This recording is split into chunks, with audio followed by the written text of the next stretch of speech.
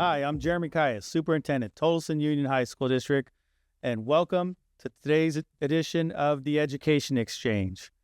Our guest today is Staff Sergeant Lopez. And Staff Sergeant Lopez, let's go ahead and tee it off by telling the audience a little bit more about you. My name is Armando Lopez.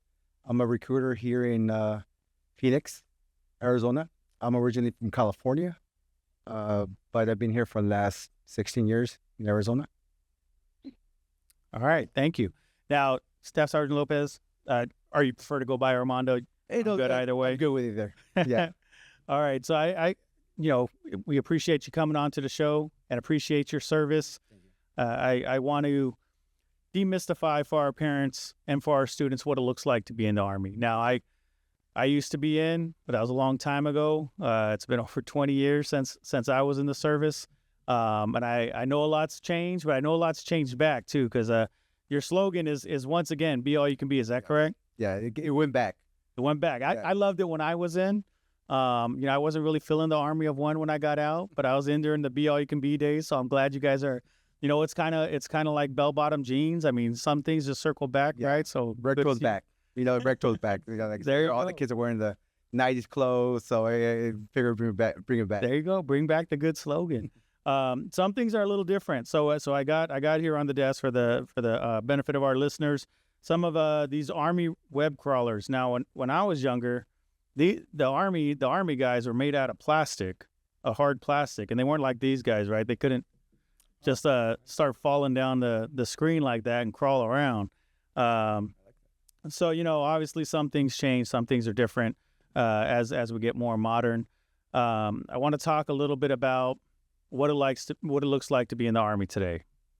First off, these little guys right here. I mean, we got a little guy over here holding an AT-4, or in my pre-Army days, I would have called that a rocket launcher. You got another one over here with an M16. I don't know. You guys still use M16? No, You have some- M4. Oh, see, that's what I mean. So some things change. It's not the same stuff in there anymore. But this is the kind of stuff that that people think about when they think about Army. They're thinking everybody's running around holding weapons and saluting, because that's what's shown to us. That's shown to us in the toy stores. It's shown to us in the media. Yes. But what does it really look like? What type of jobs are available in the Army? What type of military occupational specialties can people sign up for if they were going to the Army today? Well, we have two sides, right? We have the active side and the reserve side. So it all depends on what they're looking for. Some kids want to go, they don't know what to do yet. They just have no clue. Maybe active duty, and that gives them time to figure out life, figure out what they want to do. A lot of kids, what I've seen is like they tend to go to school, right, and pay all this money, and then they don't follow through because it's not what they wanted, because they really don't know. So active duty is the way to go. Reserve is someone who is going to college. Maybe they already have they already have that, I'm going to go to college, that drive. Or you have kids who just want to be a mechanic, or you just want to go to the workforce. So we have, like you said, you have people who carry guns if they want to. We have cooks, mechanics, air conditioning, plumbers, heavy equipment operators. We have pretty much anything you could think of out here.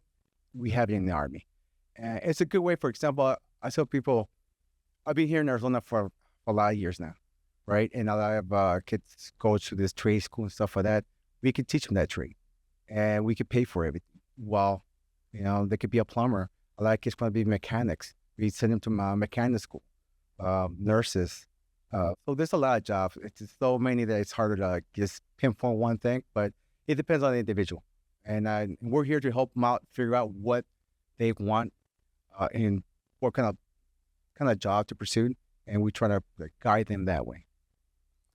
So that's a great point. That the Army has everything within the Army community in terms of jobs of what you would see in a civilian community. Yes. So you brought up the mechanics, the plumbers. What about if you're technical? You want to be graphic design, or you want to be you want to be an IT specialist. You want to be able to be running a help desk. Like, does the Army have those types of positions? Yeah, they got 42 Alpha, which is our HR. We have 25 Bravo, which is our computers. Actually, there's a graduate of a university here from last year. He graduated. He actually went to ASU for the first year, but he actually went to the reserves. He got a job as 25 Bravo, which is computers, working with networks, and is in alliance with his degree at ASU. So we have, the thing is, society is changing, right? It's no longer everything's so technical. So everything can automate it. So we have all those jobs that, if they're into, graphic design, we have actually our slogan, or if you see our billboards, there's actually people in the Army who their entire job is take photograph. We actually have people who actually just all their job is podcast. It's just that we have anything you could think of. We have that jobs for them.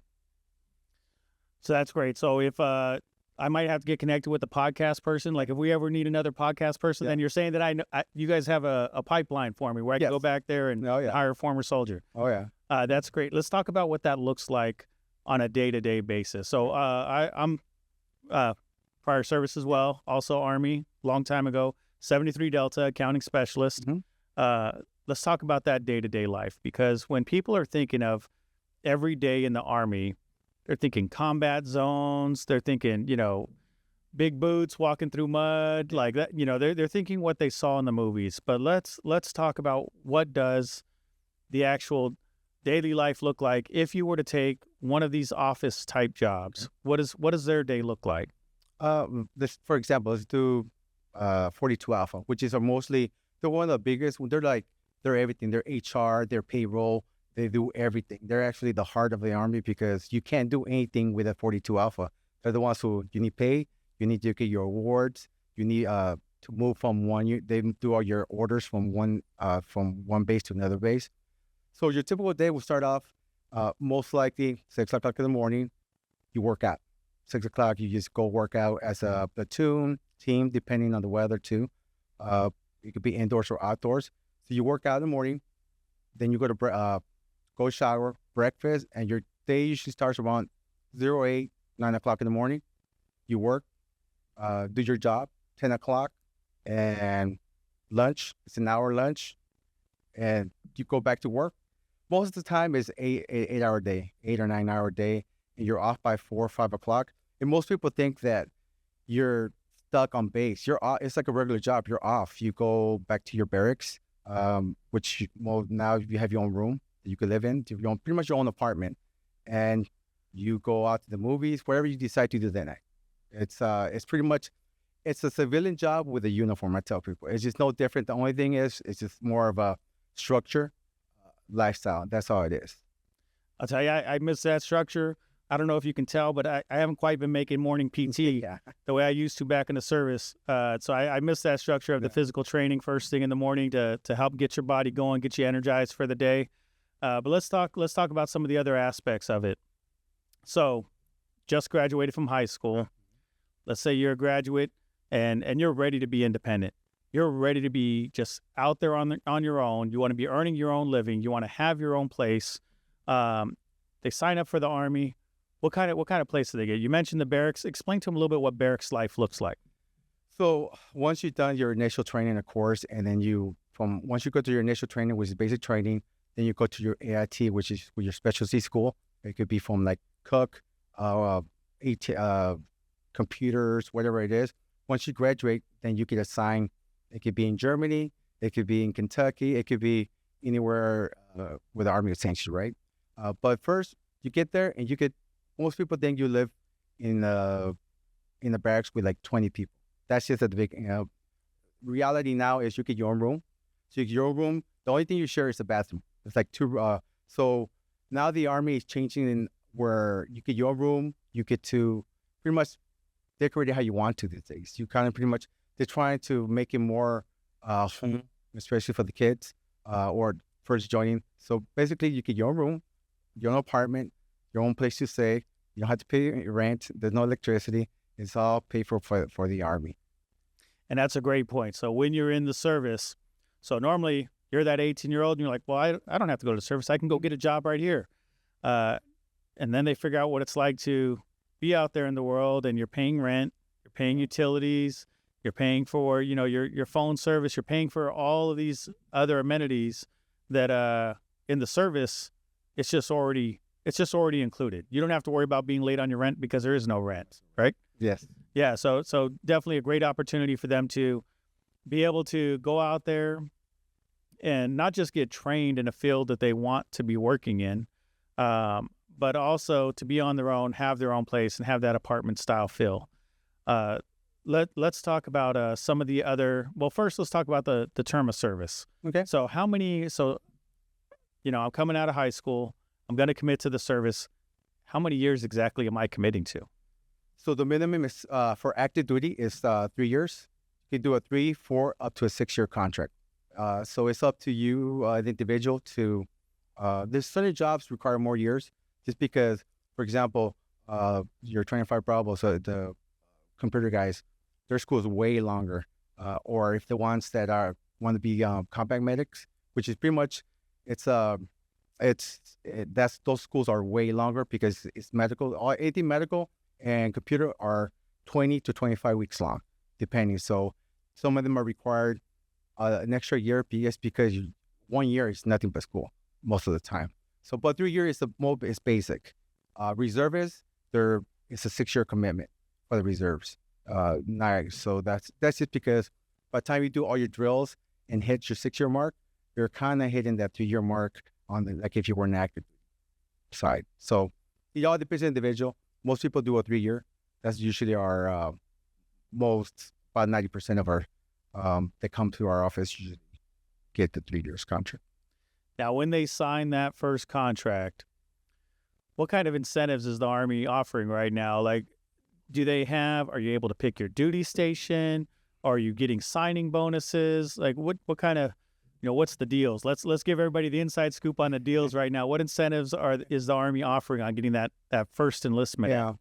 Well, so the Army right now does have incentives. So it's all based on your ASVAB score. This entrance exam, right? The entrance exam, that's what the Army says. Okay, you score out the scores, and it tells you what jobs are available depending on your skills, right? And certain jobs have more bonuses than others depending on the needs of the Army. For example, like I've seen cooks, they needed cooks, so they had almost $40,000 just to sign up to be a cook, just because they need so many cooks. So it all depends on. So they have those incentives. Also, if you leave right away, they have like a kicker, a 7,000 kicker for, hey, you're joining today. If you leave in 2 weeks, we'll give you an extra $7,000. So, and I tell a lot of the, especially when they were graduating, it's once you go to basic training, once you go to your first AIT, you don't spend any money. All the money, the first and the 15th of each month, you get paid. So you're going to have, by the time you graduate 6 to 8 months down the road, you look at your bank account, you should have about $10,000 to $12,000 just sitting in your bank account because you're just getting paid and the Army's providing the food, your place to live, what to wear. You don't waste anything. So it's a good time to save money. So by the time you're done in 6, 7 months, you have that money as a savings account, or it's a good time to, hey, I need to buy a car, $4,000, something to get you A or B. And after that, then you get your own apartment, and then it's a good way to get your life, started financially. That's what I tell everybody. Financially, it's stability is the most important part. Yeah. So when you look at putting all that together, so let's say I was leaving high school. We have some great culinary programs here at the Tolleson Union High School District. Let's say I'm leaving. I was in the culinary program. I decided I'm going to Army and be a cook. You're telling me a $40,000 sign-on bonus, possibly an extra $7,000 thrown on top of that to sweeten the deal if we're leaving soon. In addition to that, by the time we've gone through training and saved up money, that's another $10,000 to $12,000. Possibly finishing training, fully trained to be a cook now. Gonna have $59,000 in my pocket. That's a pretty nice car to go out and buy, along with keeping some change left in the pocket, and only a 3-year commitment, and then you can take all of your experience that you've learned in the Army, take your nice new car, and come on back home then at that point. So that's sounded like a pretty good deal. Let's talk about some of the long-term benefits after service. So how do you earn the different types of benefits, and what are the different types of benefits you get from being a soldier? Okay. So just piggybacking on what we just talked about, while you're in there, you can still go to school, college. You do a lot of people, a lot of us do. I go to Grand Canyon at night. I'm actually going to get my bachelor's degree through their online here at Grand Canyon University. So while you're in service, you can still go to school, knock out all the basic classes while you're in there, and then by the time you get out, you're done with the basic classes, and you kind of know, okay, well, now you know what kind of career that you want to do. So by the time you get out, you have the GI Bill, which will pay for most of your college, depending on your what degree, but it should pay for most of the college. For example, like once you finish, right, you could actually you already have money for your stability to buy your own place, or you could rent if you wanted to. But you have the VA loan. VA loan is very important. We have with a VA loan is no money down. When I bought my house in Phoenix, I paid $500. That's it for a month. Very low. You don't have to pay 20% like everybody does. So you get the VA loan. You could, for example, insurance.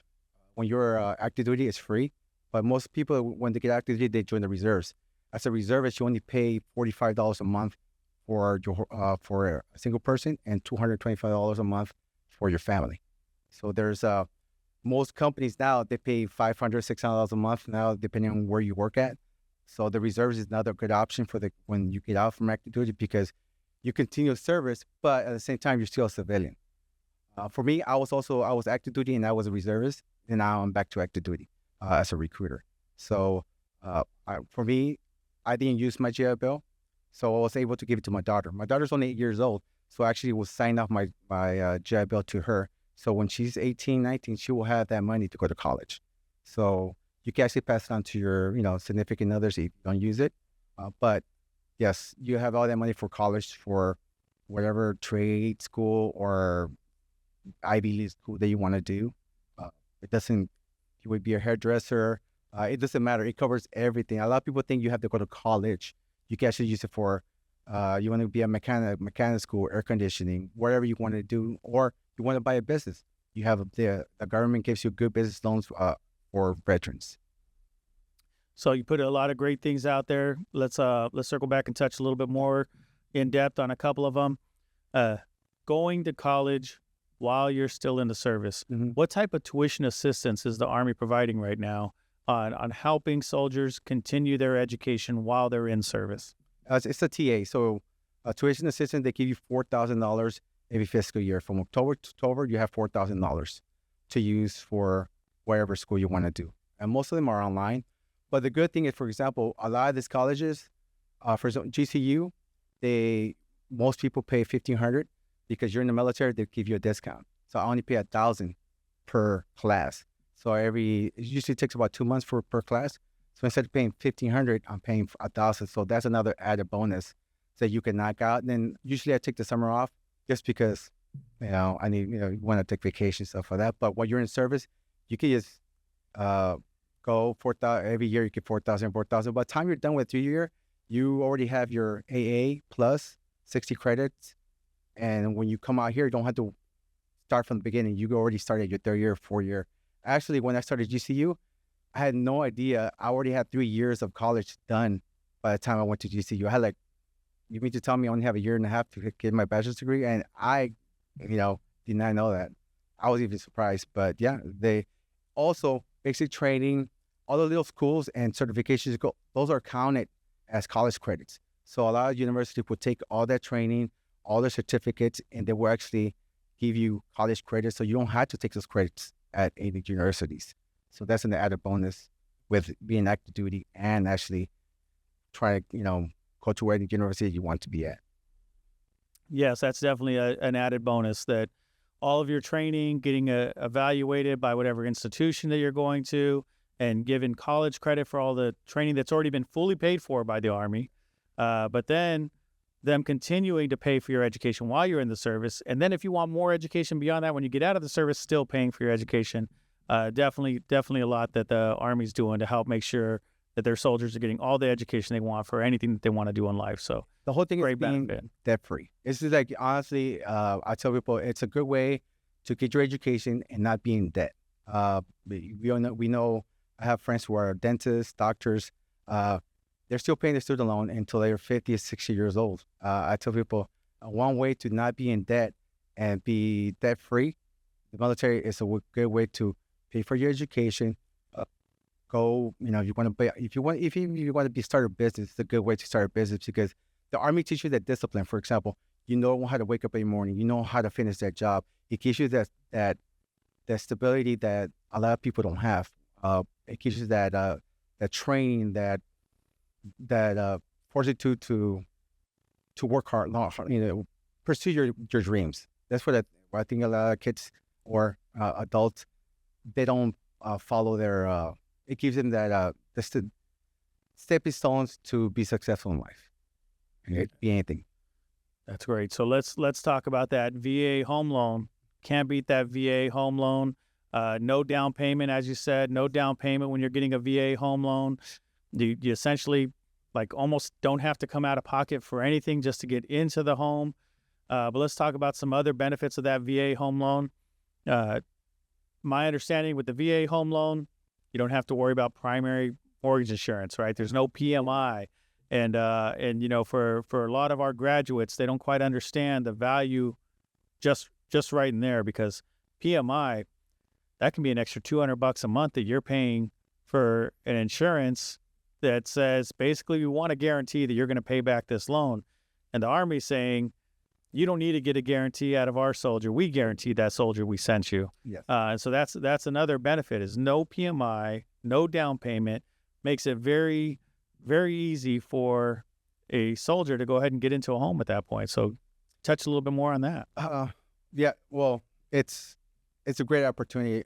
For example, we have a lot of people in our office or that I know soldiers.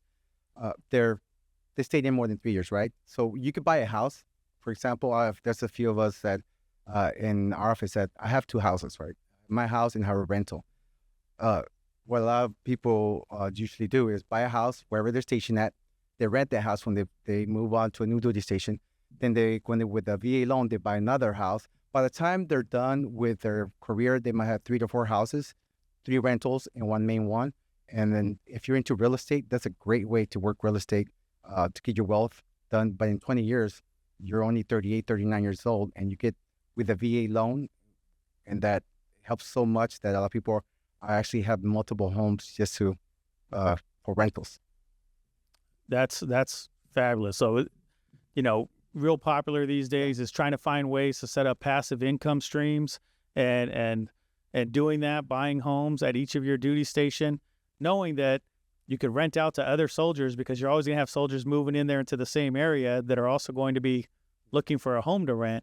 That's a great idea. BH, people don't know what basic housing allowance. That's something that most, for example, when you don't live inside a base, just you're in the military. For example, for me, you get an extra almost $3,000 on top of your check just for basic housing, just to pay for your rent and for your food. So the government already gave me all that money to buy or rent a house or buy a house, and they also have money for my family. That's not even touching my regular paycheck, and that's not non-taxable either. So that's why a lot of people buy homes, because the BAH covered it. So let's say you move, the new soldier BAH is with basic housing allowance, they get paid, so they just can rent your house for $2,000, $2,500 bucks a month. And so that's why a lot of people are able to buy multiple homes, because the government helps you get to that point. That's phenomenal. Let's talk about how long you have to be in service to keep these benefits for the rest of your life, both access to the VA home loan, the use of your GI Bill.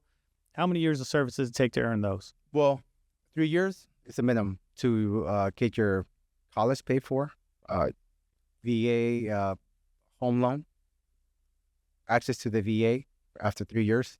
You'll be able to, so pretty much you have free healthcare for yourself going through the VA. So you don't have to worry about, finding insurance for yourself. The GI Bill doesn't expire, pretty much. It used to expire back in 20 years ago. You had to use it within 12 years. Now it doesn't. So either you use it, if you don't need it, pass it on to your significant other. That's which I did. So there's a lot of, it doesn't go away after 3 years. So, and the good thing is you'll always be a veteran. It doesn't matter after the 3 years, 4 years, 6 years, 20 years. So that's a good way. Or you could do the route like which I'm doing, 20 years. You could retire after duty, 20 years, and you could also TRICARE. You still get the same benefits as someone at a 3 year. The only difference is I'm getting the check for the rest of my life compared to someone for 3 years. But there's a lot of ways to serve. You don't have to go active duty. You could also go reserves.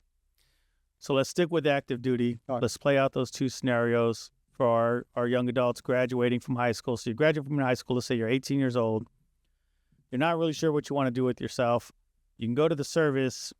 You can take a test that's going to tell you, like, we think you would be good at all these different jobs.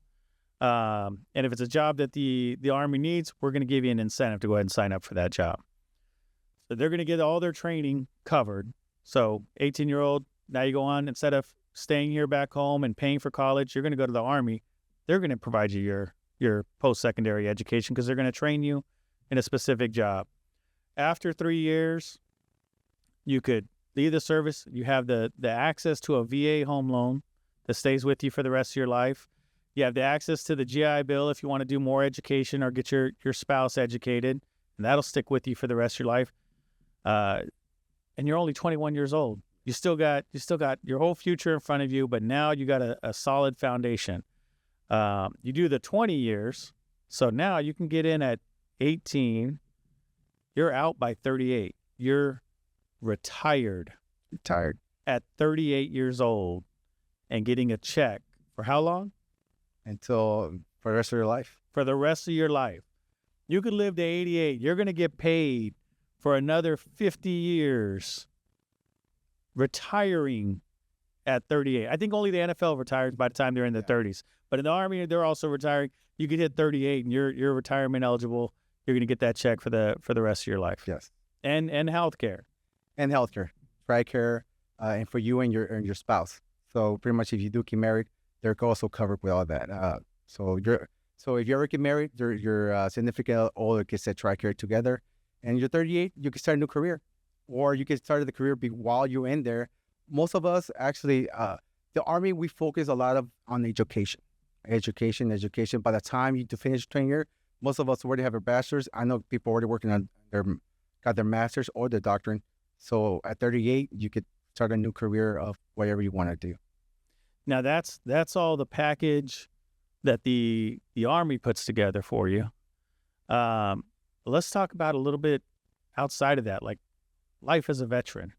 How many times are you at sporting events and being, asked to stand so we can recognize our men of service, our women of service, or, VetTix. I know VetTix is out there giving free tickets to all service members, current and prior service members. Like, how many things do you come across where you see that people are trying to honor our military and give them these extra benefits for military service? So let's say you're on your 3-year contract. You're still a veteran. With veterans, you still have to get your card. It says like a veteran. You can still go to any Air Force base or Marine Corps base, Army base, to the commissary. You can still shop inside the military. For example, I'm actually going to SeaWorld, and it's free, right? As long as you go to the website and you have your DOD number, you're a veteran, you can get those tickets for free. Just go to SeaWorld. Actually, I don't know if last time you've been to Disneyland. Disneyland costs what, $200 plus for one ticket. So you can actually go on base and buy your tickets. For example, they're only $145 per ticket, and that's including the Fast Pass. So there's a lot of you could go to any amusement park, or for example, if you like to travel, Hawaii, you could stay at I think it's a hotel in Hawaii. It's for veterans and military. So you're on the beach, you're in Hawaii, you don't have to spend all that money. You could go to Spain. There's so many things as a veteran that you can still use that people they know that you could travel if you wanted to and stay in military installations throughout the world and enjoy the world, but at a decent price. You don't have to spend all that money to stay at this fancy resorts, because the Army already has resorts pretty much in Spain, Hawaii. Actually, we're planning on Hawaii next year. Staying there. So there's a lot of benefits they can still use when they get out. Or job-wise, for example, for job-wise, a lot of like maybe you want to be a cop or maybe you want to go back to federal services. They actually do get a 5 to 10 points on their extra just for being a veteran, and plus they get preference for hiring too. So that's another good benefits for someone who is looking for, maybe I would be a police officer. I want to go into the some kind of like law enforcement area. So let's talk about some more of the misconceptions that people have in regards to signing up to join the Army. One, again, you get back to these little guys right here sliding around. They're thinking about that. They're thinking, yeah, but I don't want to see combat, right? I'm not about going into a hostile fire zone and having to fire a weapon against people I don't even know. For all I know, I could like those people. Why would I fire a weapon at them? For someone who has that fear of never wanting to see combat, does the Army still have a place for them? Is there what kind of roles can they get into where they're pretty much can rest assured they're not going to see combat? It's extremely unlikely that they'll ever see combat. Yes, it's depending on your job. If you're infantry, if you chose to be in the front line holding a weapon, then you most likely yes. But for your 42 Alpha, for your cooks, very unlikely. Most of the time, they're they're usually in the back. They're the ones who take care of the ones who are going out the line to fight. That's most of the time. We have people in our office who've been in the Army over 12 years and never seen a day in combat. So because of their job, they're not infantry. So they never got to see that part of no combat at all. So luckily, it's only I think the last time I heard it was less than 10% actually see any kind of combat in the Army. And full disclosure, that was my job. Back then, we called it in the rear with the gear. Yes. I didn't get to see any combat, even though I was a little bit more gung-ho and asked for it a few times. I still stuck in the rear with the gear. So less than 10% actually see combat. I'm guessing that percentage is like next to zero if you're picking a job that's really just an office job, and if you're picking duty stations that are here back home in the U.S., that they shouldn't really have that as a reservation that's keeping them out of service. You might go to an area where, usually if there is kind of combat, but most of the time you're in the base, pretty much a small city that has movies, even has coffee shops now.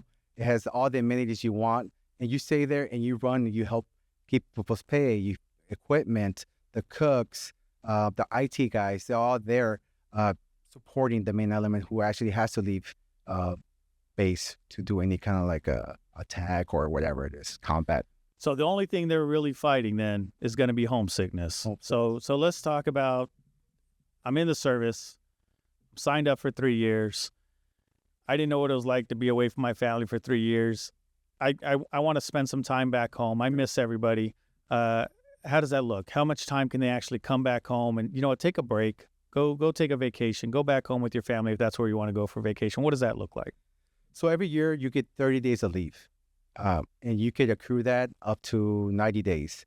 So basically you have all that time to take off. For example, like me, I took out 2 weeks. We have some guys who take 30 days straight or just on vacation, and it never stops. So in the Army, there's a lot of time free. A lot of time to travel, time to take off, come home for vacation, come home for the holidays. People don't understand that even when the holidays hit, the Army doesn't want to work. They understand everybody wants to be with their family. So a lot of training stops right before Christmas. Usually, you could go to any installation and it's like a ghost town because everybody's home with their families. Everybody flies home, and everybody comes back after New Year's and start back to work.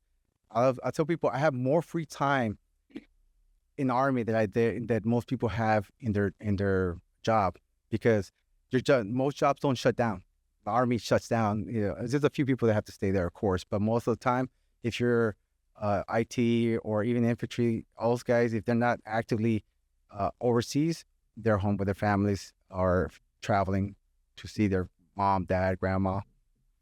And for anyone who's really worried about homesickness, they don't have to pick a duty station too far, because we still have Fort Huachuca down south, right? Huachuca? I was stationed out in Fort Huachuca for 3 years. I'll tell you, every single weekend, Friday at 5 o'clock, You knew I was going to be on the freeway, headed back here to Phoenix. Couple of the cops knew a little too well I was going to be on the freeway. I won't lie, I got a couple tickets back then. But and then Sunday, come late Sunday, I was headed right back to the base. So Yes. I had every weekend off to drive back home. So I know some of the young adults who are worried about homesickness, leaving their family. They're really close knit with their family. They have that option to stay close by then, and you could come home every weekend. Some of them have more concerns, even greater concerns than that. Residency concerns. Talk to us a little bit about that. If you have different situations going on with your family, what are some ways that the Army can help out with that? Okay. Well, like myself, I was born in Nayarit, Mexico. I came here with, got my residency. I joined with a residency. I wasn't a U.S. citizen when I joined. So the Army, usually when you join the Army, you're eligible within that 1 year, you're eligible to become a U.S. citizen. You don't have to wait the 4 years like I used to be.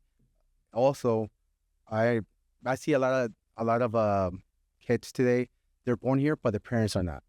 So, the Army has a great program right now, which you join, you're a U.S. citizen. Then because you joined the Army says, okay, because you joined the Army now, your parents can apply for residency. They can apply to become residents of the United States without having to leave the country. They can actually apply and stay in place and get it. I've seen it out as fast as 8 months to get their first appointment to get a residency. That's how fast it is. But because once you put it in, because you're in the military, your family's automatically fast track compared to everybody else. Because the government knows that you're already putting your risk in life, you're already serving your country, your family becomes a priority in that list. And I've seen a lot of families already get their residency. Yeah. And by joining, you can help out your family can get their residency. So we have some of our families who are afraid of everything, all things government. Yes. Right? They won't fill out the census because they're worried that the government's going to find them and try to make them leave and everything else.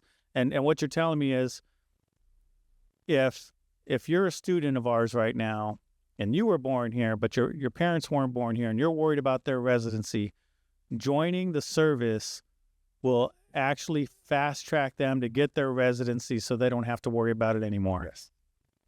That's a phenomenal opportunity for our families who are in that situation. It really is. It really is. It's one of those programs that a lot of people don't know. And a lot of families don't. It's out there for them to get it, right? And then because I also speak Spanish, so sometimes I go to the families and I explain to them in Spanish and kind of break it down how the Army is and the benefits that not only their son's going to get or daughter, but also themselves by them joining. Well, we know we have you slated for Commitment Day, and at Commitment Day, not only are we going to have all of our graduating seniors out there at Commitment Day, who some of them I would definitely encourage to come over to your booth and talk about joining the Army, but we're going to have their parents out there. Their parents are going to be out there in the stands. They're going to be invited to come down with them at the booths. And from the sounds of it, it's not only should the student come over and talk to you, but if they're in a situation like this, I think at Commitment Day, the parents as well. And since you're already fluent in Spanish, you'll be able to talk to many of our families and be able to walk them through it, to not only tell them how the Army can establish a solid foundation for their son or daughter, but also can ensure their residency and help get them fast-tracked to get their residency here in the United States. So that's going to be a great opportunity. You want to talk about the team that you're bringing out to Commitment Day and what you'll be able to offer out to everybody at Commitment Day?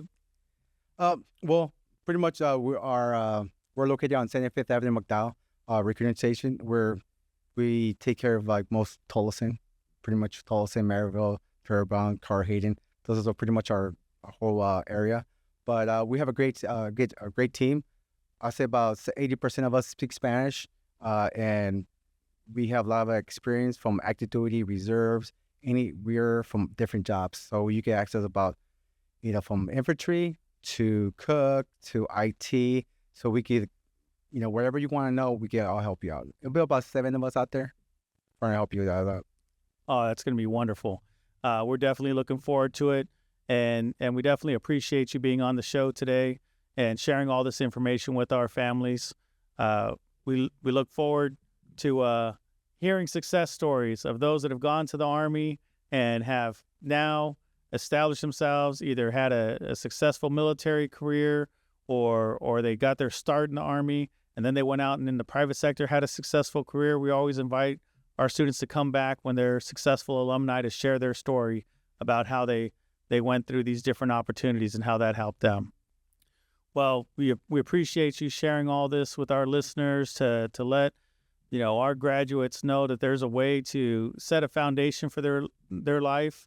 As a former service member myself, specifically out of Army, I tell you, it definitely set that foundation for me, helped me find my discipline, helped me get the training that I needed that crossed right over into into the private and other public sectors as I got out of the service. So I appreciate everything that the Army does and everything that you can continue to do for all of our students who choose to make that their next step after graduation. And I appreciate you coming on to our show to tee off this conversation with all of our listeners. Well, thank you for inviting me here. I appreciate it. I've actually my first podcast, so but actually it's we're here in Phoenix. We're here to help.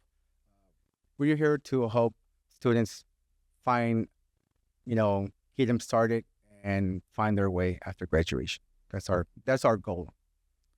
That's a great goal to have. And our goal on this show is always to enlighten our parents and empower our students. We appreciate all of you for tuning in once again for the Education Exchange. And we encourage you to like, subscribe, and continue to follow us as we keep bringing more distinguished guests to you to help share information about paths for our students after high school. Thank you again. And that's the end of our show. Thank you for listening. If you have questions, want more information, or would like to be a guest on the Education Exchange, please send us an email at podcast@tuhsd.org. Don't forget to hit that subscribe button, give us a like, and tune in next week to the Education Exchange. You can catch all episodes on your favorite streaming devices or directly at www.tuhsd.org/podcast.